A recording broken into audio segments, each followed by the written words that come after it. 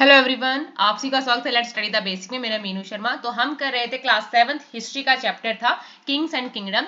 अब इसका हमने दो पार्ट में डिवाइड कर दिया था इसको, तो अब इसके सेकंड पार्ट की बारी है जिसमें हम पढ़ेंगे कि चोल राजा या चोल वंश एग्जैक्टली सत्ता में कैसे आया।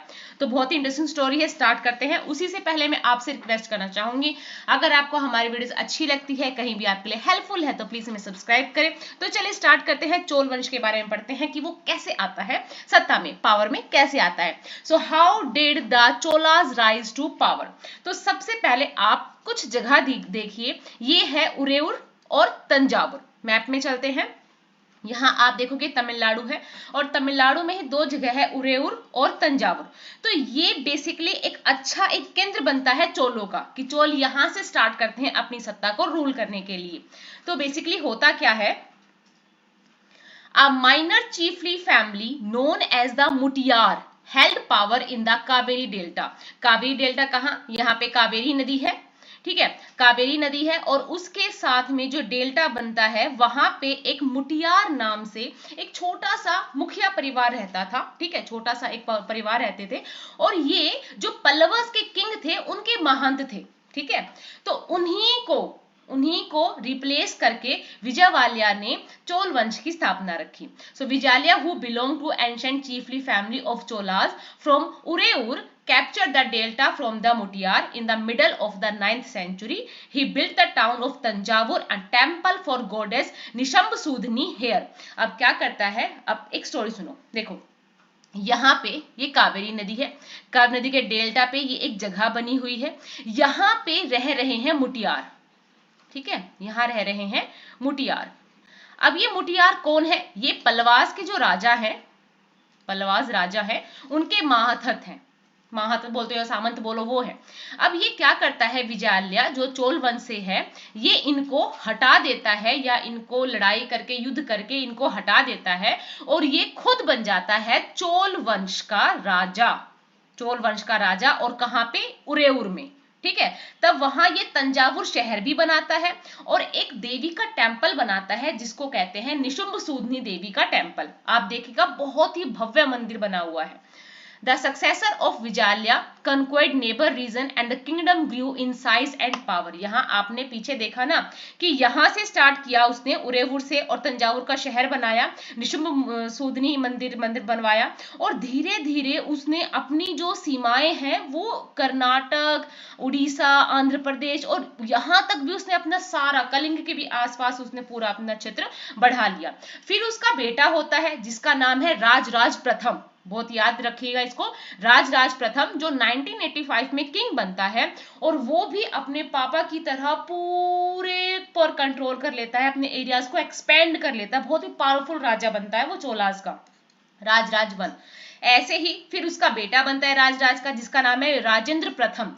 राजेंद्र प्रथम भी अपने पिताजी की ही पॉलिसी को कंटिन्यू करता है, और वो बार बार आक्रमण करता है, कहाँ पे, गंगा वैली पे, श्रीलंका पे, और countries of south east Asia, यहाँ तक कि वो इंडिया तक ही सीमित नहीं रहता, वो गंगा वैली जो ऊपर है, श्रीलंका और जो कंट्री है, और जो साउथ ईस्ट एशिया की जो कंट्रीज है उनके ऊपर वो बार बार हमला करता है। और सबसे पहला किंग यही माना जाता है जिसने नेवी को रखा, मतलब जो भी एक जल सेना होती है जो दूसरे देशों से लड़ाई करेगी, जो पानी के उस पार है, ऐसी उसने सेना स्टैब्लिश की, तो उसका नाम है राजेंद्र प्रथम। तो आपने देखा विजयालया,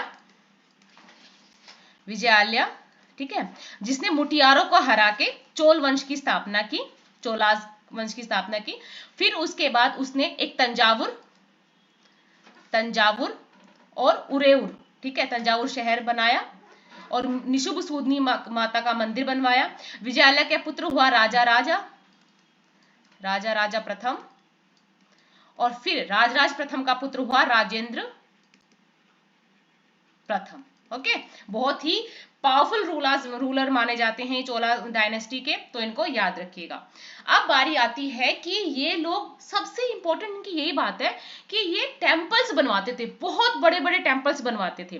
तो आपने देखा कि the big temples of Thanjavur के बड़े बड़े मंदिर, और एक ये याद रखिएगा गंगईकोंड चोलपुरम, ये है गंगईकोंड चोलपुरम के मंदिर, built by Rajaraja and Rajendra are architectural and sculpture marvels. तो इन दोनों बाप बेटों ने बहुत सारे बड़े बड़े तंजावुर में मंदिर बनवाए और एक सबसे फेमस मंदिर है जिसका नाम है गंगईकोंड चोलपुरम। गंगईकोंड चोलपुरम आपने देखा इनका बेस कितना वाइड है और ऊपर जाके बिल्कुल पतले से और बिल्कुल सब कुछ ना स्कल्पचर है, मतलब शायद इनको बनाने में भी बहुत साल लगे होंगे, बहुत सारे स्कल्पचर्स लगे होंगे, आर्किटेक्ट लगे होंगे, तो ये इन्होंने मंदिरों का निर्माण करवाया आसपास के एरियाज में। Chola temples often became the nucleus of settlement which grew around them. These were centers of craft production. Temples were also endowed with land by rulers as well as by others. The produce of this land went into maintaining all the specialists who worked at the temple very often lived near it. Priest, garland maker, cooks, sweepers, magician, dancer, etc. In other words, temples were not only place of worship, they were the center of economic, social and cultural life. अब ये देखो, जो चोल राजा है वो बार बार मंदिर बनवा रहे हैं, ठीक है, और ये मंदिर बनवाने का जो केंद्र है ना वो ऐसी जगह रखते हैं जहां पे ये क्या कर सके, जो क्राफ्ट पर्संस होते हैं ना उनको इन्होंने बहुत ज्यादा अपने में फुल फर्निश्ड किया कि भाई आप बहुत सारे मंदिर बनाओ। तो उनको मंदिर बनाने के लिए जो जो चीजों की जरूरत पड़ी ना तो उस मंदिर के आसपास के एरिया में ही उसने सारा वो मेंटेन कर दिया। मंदिर के आसपास कौन रहते थे, प्रीस्ट रहते थे, जो माला बनाते हैं वो रहते थे, खाना बनाने वाले रहते थे, साफ सफाई करने वाले रहते थे, म्यूजिशियन जो वाद्य यंत्र बजाते थे वो लोग रहते थे। तो सभी को आसपास ही रखा ताकि मंदिर बनाने में जिन जिन लोगों की जरूरत पड़े वो सभी वहां हो। और सबसे बड़ी बात उन्होंने खेती पे भी बहुत ध्यान दिया और उनका जो मंदिर बनाने का एक तरीका था या मंदिर बनाने की जो इंटेंशन थी वो सिर्फ ये नहीं थी कि वो रिलीजियस है, यहाँ पे भाई सबको काम भी मिल रहा है, इकोनॉमी भी क्रिएट हो रही है, सोशल पूरे अच्छी सोसाइटी क्रिएट हो रही है और जो उनका कल्चर है उसको भी वो फुल फर्निश्ड कर रहे हैं। तो चोलों ने अपने लिए जो टेम्पल्स बनवाए, मतलब बार बार अपने लिए बनवा रहे थे, पर उनके साथ साथ वो अपनी इकोनॉमी को, अपने सोशल को, अपने कल्चर लाइफ को भी एनहेंस कर रहे थे। तो चोलास की ये सबसे इंपॉर्टेंट बात मानी जा सकती है। Amongst the craft associated with temples, the making of bronze image was the most distinctive.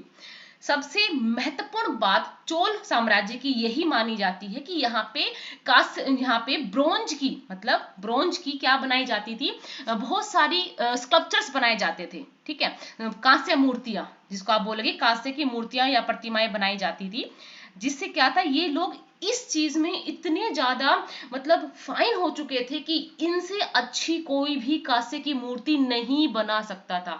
आप देख रहे हैं कितने एक एक चीज को ढंग से इसको एस्टेब्लिश किया गया, अच्छे से इसको दिखाया गया, उकेरा गया है, तो ये फाइनेस्ट थी पूरे संसार में। While most images were to deities, sometimes images were made of devotees as well as, कि ये देवी देवताओं की मूर्ति बनाते थे और बहुत ऐसी प्रतिमाएं भी थी जो भक्तों की भी थी, ठीक है। तो यहाँ की ब्रोंज इमेज सबसे ज्यादा सुंदर और फाइनेस्ट क्वालिटी की मानी जाती थी चोल साम्राज्य में। और दूसरी बात इनकी सबसे महत्वपूर्ण, इन्होंने एग्रीकल्चर को और इरिगेशन को बहुत महत्वपूर्ण स्थान दिया। So many of achievements of the Cholas were made possible through a new development in agriculture. भाई इन्होंने एग्रीकल्चर को बहुत अच्छे से इन्होंने उसको परखा कि भाई इसके बिना ना लाइफ खत्म हो जाएगी। कैसे? So notice that the river Kaveri branches off into several small channels before emptying into a Bay of Bengal. की बे ऑफ बंगाल में जाने से पहले कावेरी नदी बहुत सारे तरह तरह की अपने चैनल्स में बट जाती है।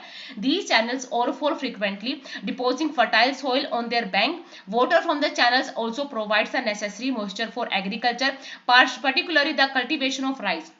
आपने देखा तमिल में राइस की कल्टीवेशन होती है जिसके लिए पानी की जरूरत पड़ती है, और इन्होंने देखा कि कावेरी नदी बंगाल, बे ऑफ बंगाल में जाने से पहले बहुत सारे कनाल्स में या चैनल्स में डिवाइड हो जाती है और यहाँ का पानी हमेशा बहता रहता है। तो इन्होंने इसी चीज का फायदा उठाया, एग्रीकल्चर को मोस्ट इंपॉर्टेंट प्रायोरिटी दी और पानी का जो सिंचाई का, इरिगेशन का जो प्रॉब्लम था उसको सोल्व किया और यहाँ पे खूब अच्छे तरीके से एग्रीकल्चर को डेवलप किया गया।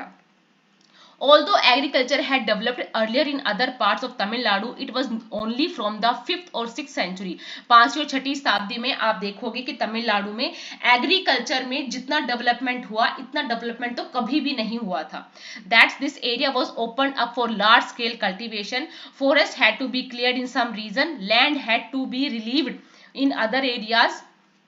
अब देखो इन्होंने क्या किया, जो जंगल थे उनको साफ किया ताकि ये वहां पे खेती कर सके अच्छे तरीके। क्यों, पानी आ रहा है, पानी आएगा तो ये खेती बहुत आराम से कर पाएंगे। तो उन्होंने सबसे ज्यादा यही किया कि जो डेल्टा क्षेत्र थे वहां बाढ़ को रोकने के लिए इन्होंने बहुत सारे बांध बनाए, ठीक है, और बहुत सारा ऐसा कंस्ट्रक्शन का काम किया कि ताकि जो एक साल में एक क्रॉप होती थी अब साल में 2 क्रॉप्स को भी उगाया जा सके।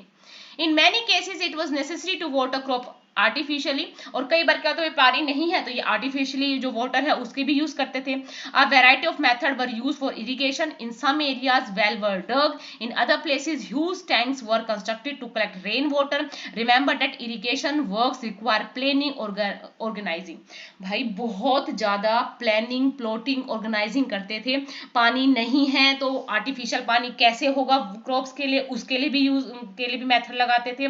बहुत सारे इन्होंने वेल को डग करवाया, इन्होंने बहुत सारे जो टैंक है वो बनवाए ताकि जैसे ही पानी बारिश आए उसमें सारा पानी इकट्ठा हो जाए। तो ये एक महत्वपूर्ण इनके बारे में कहा जाएगा।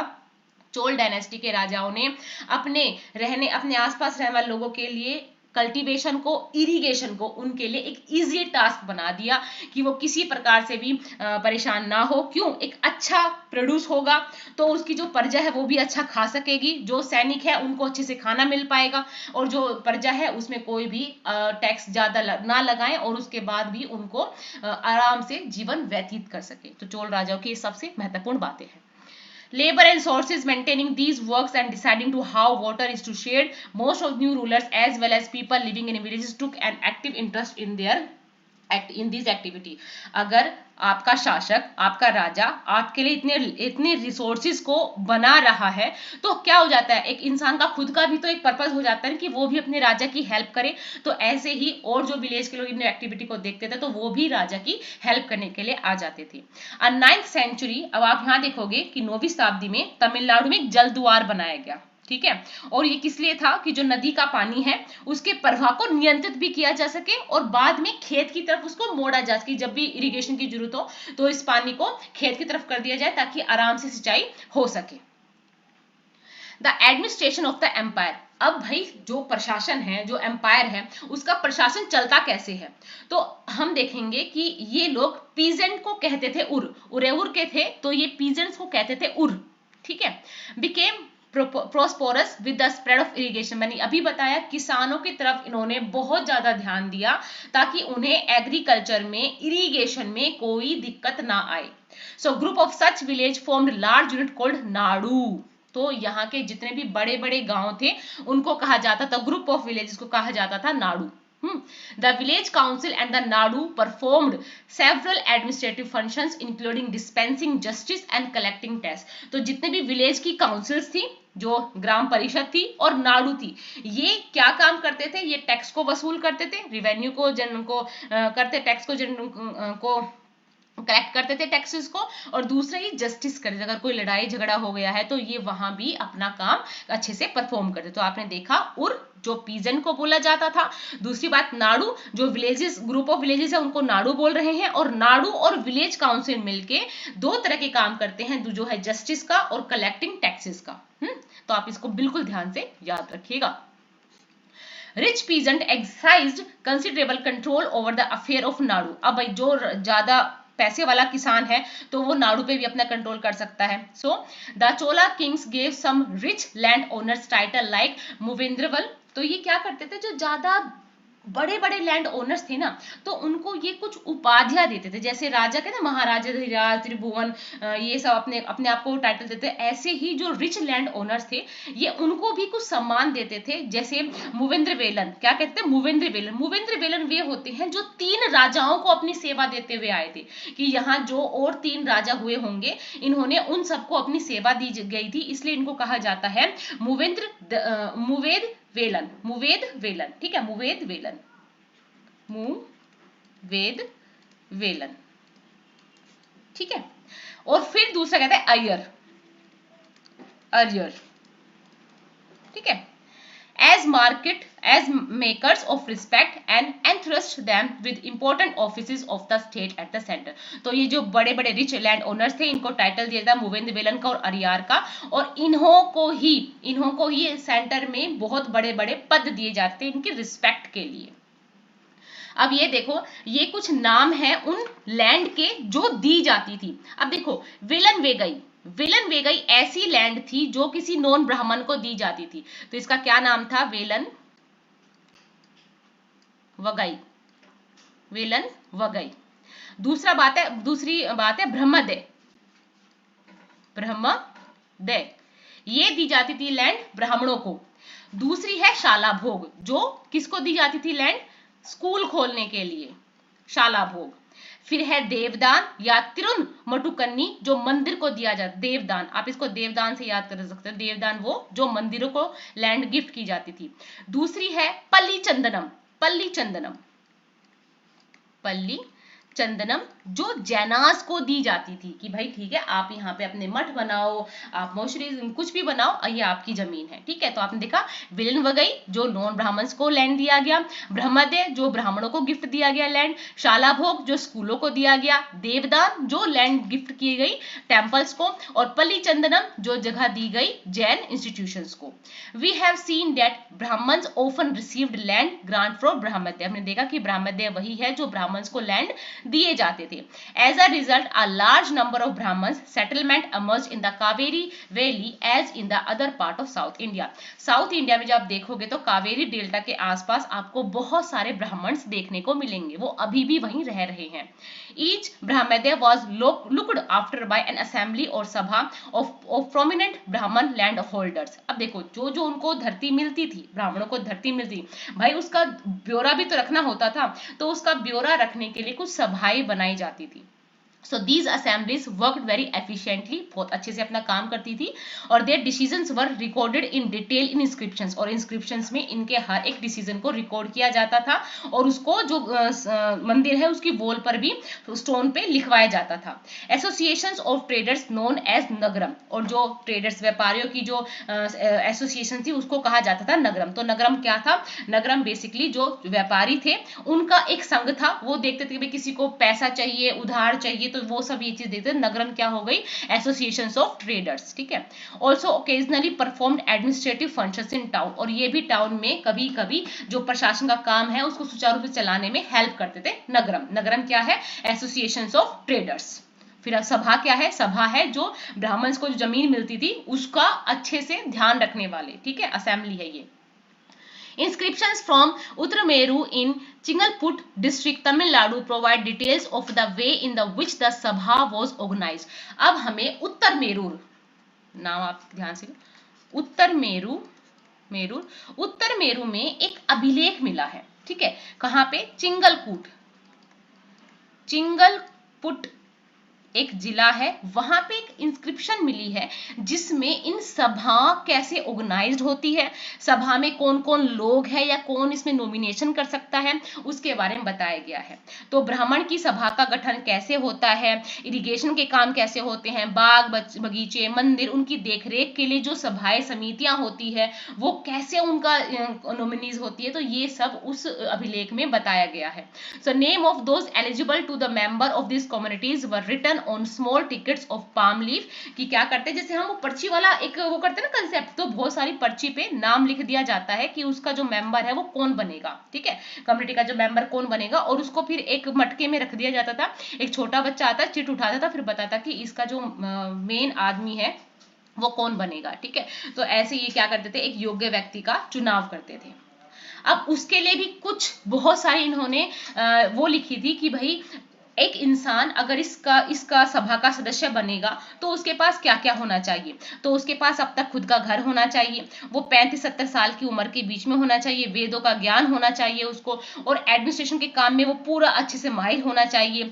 और दूसरी बात, if anyone has been a member of any communities in last 3 years he can not become a member of any other community, अगर वो इस कम्युनिटी का हिस्सा है तो दूसरी कम्युनिटी का हिस्सा वो नहीं होना चाहिए। Anyone who has submitted his account and those of his relatives can not constant the election, अगर उसने अपनी संपत्ति का या अपने परिवार की संपत्ति का ब्यौरा नहीं दिया है तो वो इलेक्शन में भाग नहीं लेगा। तो देखो, एक सभा का मेंबर बनने के, जैसे हमारे यहाँ इलेक्शन होते हैं वैसे ही यहाँ पे सभा का मेंबर बनने के लिए कुछ टर्म और कंडीशंस थी कि उसकी खुद का घर होना चाहिए, उसकी एज 35-70 साल के बीच में होनी चाहिए, उसको वेदों का ज्ञान होना चाहिए, उसको जो एडमिनिस्ट्रेशन का काम है वो उसमें ऑनेस्ट होना चाहिए, उसको वेल वर्स्ड होना चाहिए, उसको अपने सारे अकाउंट्स की जानकारी भी देनी है, ठीक है, कि उसके पास क्या क्या जमीन है और क्या क्या नहीं है।